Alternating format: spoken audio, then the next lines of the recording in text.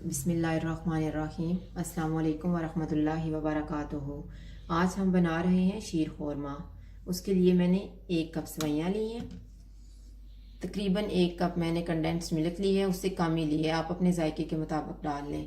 और आधा कप मैंने फ्रेश क्रीम ली है, 1.5 लीटर मैंने दूध लिया है। ये बादाम मैंने भिगो के काट लिए थे और पिस्ता भी मैंने भिगो के काट लिया है, और ये कुछ छुहारे हैं वो भी भिगो के हम काट लेंगे। और ये सफ़ेद इलायची के बीज हैं, और 2 चम्मच मैंने मक्खन लिया है, उसमें मैं 1 चम्मच लेके सेवइयाँ फ्राई करूँगी और 1 चम्मच में मैं ये ड्राई फ्रूट को फ्राई कर लूँगी। अभी मैं सबसे पहले दूध को उबालने के लिए रख देती हूँ। दूध को हम साथ साथ चेक करते रहेंगे, लेकिन दूसरे चूल्हे पे मैंने ये पैन रखे हैं, इसमें मैं 1 चम्मच बटर डालूँगी।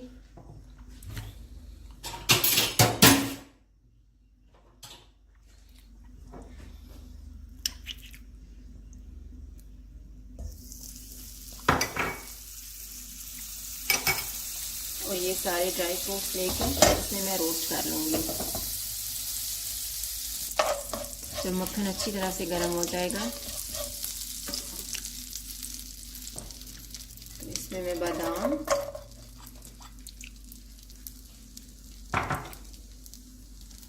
पिस्ता,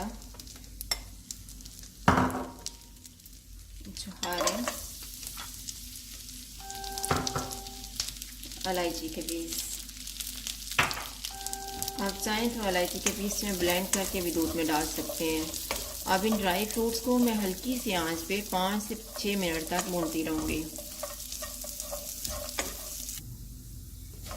अभी ये देखें, तकरीबन मुझे 4 मिनट हो गए हैं इसको भूनते हुए। ये ऐसे फ्राई, बड़ी अच्छी सी इनकी खुशबू आ रही है, लेकिन आपने एक बात का ख्याल रखना है कि आंच बहुत ही ज़्यादा हल्की होनी चाहिए। और इसी तरह से मैं इसको चमचा में हिलाती रही हूँ, और दूध को भी साथ साथ हम चेक करते रहेंगे कि नीचे ना लग जाए। ये ड्राई फ्रूट हमारा अच्छे से गोल्डन हो गया है, ये देखें कितना अच्छा इसका कलर हो गया है। अब मैं इसे एक बाउल में निकाल लेती हूँ।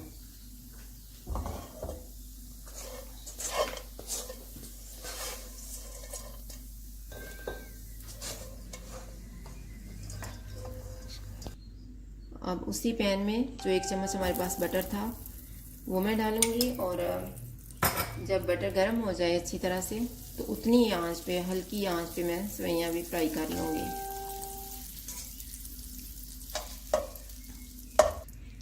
जब मक्खन गर्म हो जाएगा तो इसमें मैं सेवइयाँ डाल दूँगी, और उतनी आंच पे मैं इनको रोस्ट करती रहूँगी। ये मैं सेवइयों को हल्की आंच पे रोस्ट कर रही हूँ, और साथ ही जो क्रीम हमने ली थी वो मैं दूध में डाल दूँगी।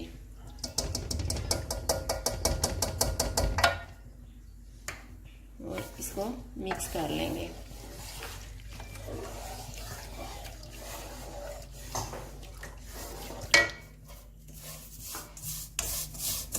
तो ये देखिए हमारी सेवइयों का कलर भी चेंज हो गया है। अब मैं चूल्हा बंद कर दूँगी। अब मैं सेवइयों को दूध में डाल देती हूँ।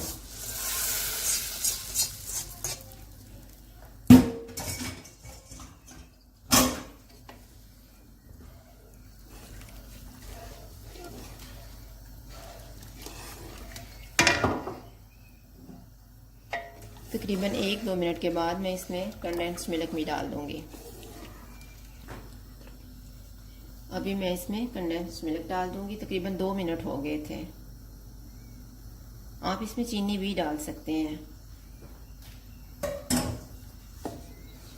अभी मैं इसको इसी तरह से हिलाती रहूँगी, क्योंकि सेवइयाँ जैसे ही फूलना शुरू हो जाती हैं तो दूध जो है वो थिक होना शुरू हो जाएगा।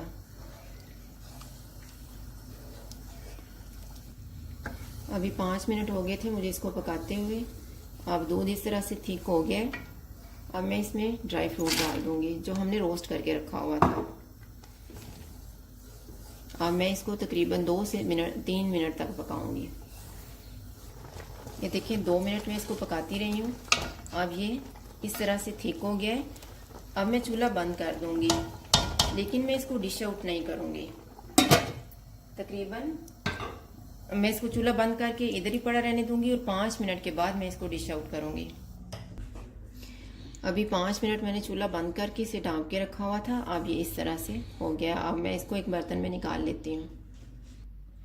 शीर खुरमा तैयार हो गया है। अगर आपको हमारी वीडियो अच्छी लगे तो